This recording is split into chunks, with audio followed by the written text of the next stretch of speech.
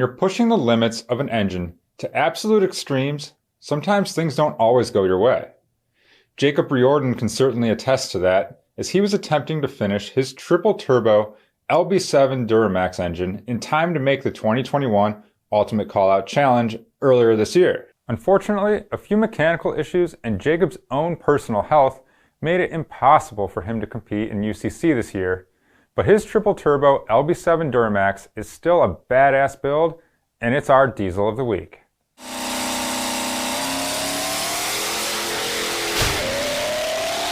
This video is brought to you by AMSOIL, the first in synthetics. Visit amsoil.com for more information.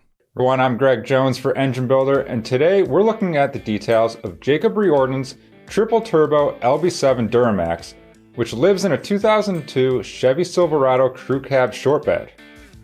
At some point during the build and testing in early 2021, the truck sucked up a rag, which caused a rash of issues. Then, Jacob's truck and several transmissions weren't gelling properly. And on top of that, after working a month's worth of 18-hour days, 7 days a week, Jacob developed an infection in his throat, which doctors told him could swell and kill him in his sleep.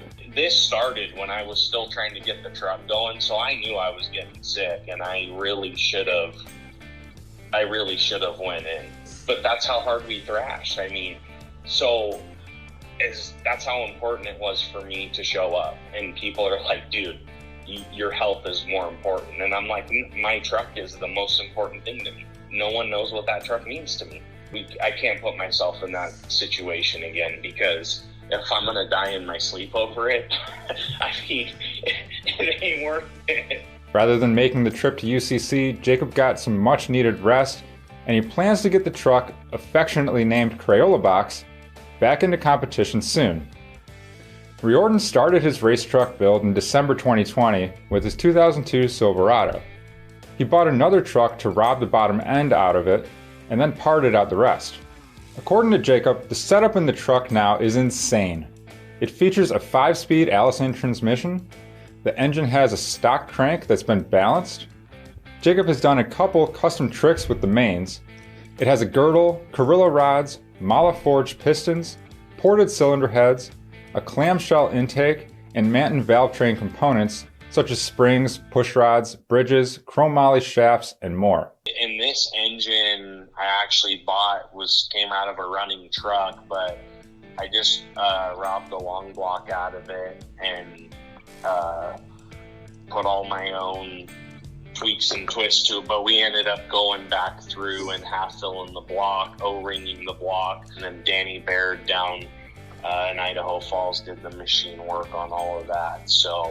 And then everything got assembled at my shop. For fuel, Riordan says he has ginormous injectors in the Duramax from flux diesel injection, as well as two 12mm pumps and two AirDog 200 lift pumps feeding each pump. However, a 14mm pump is going to be needed in the near future. Triple turbo setup comes from PMT, Performance Machining and Turbo, which is part of Danville Performance.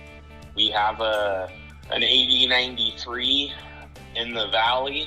We have 278s for our Atmos. Those things push some serious freaking air. What cost Riordan the most sleep deprivation during the build were the issues that arose between his truck and the two fully built Allisons from Interstate Diesel Performance down in Clearfield, Utah. Now, to be fair, these issues weren't due to the transmissions themselves, but rather something with the truck wasn't gelling right. In fact, Jacob stands by IDP's transmission builds 100%.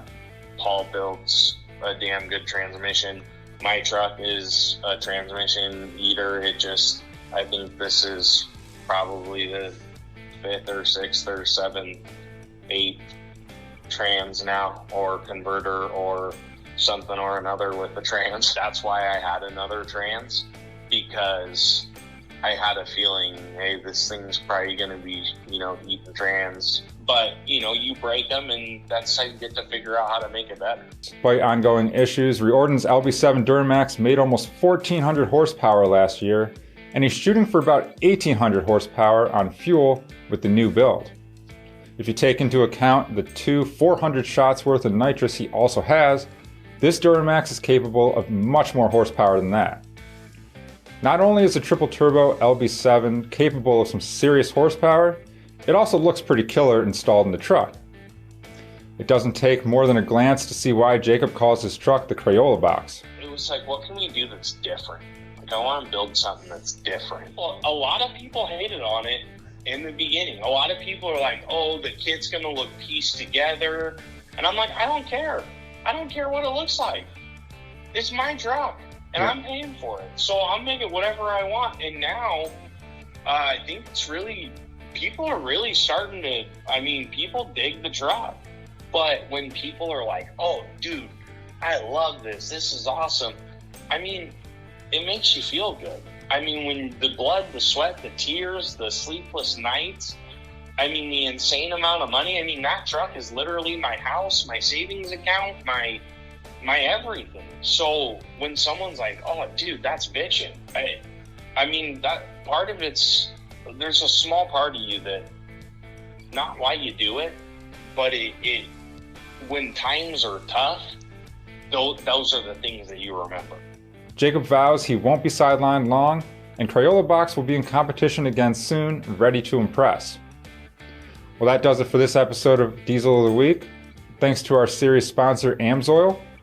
If you haven't already, please like, comment, and subscribe for more content. And remember, if you have a diesel engine you'd like to see featured, please email me at gjones@babcox.com. Until next time, thanks for watching.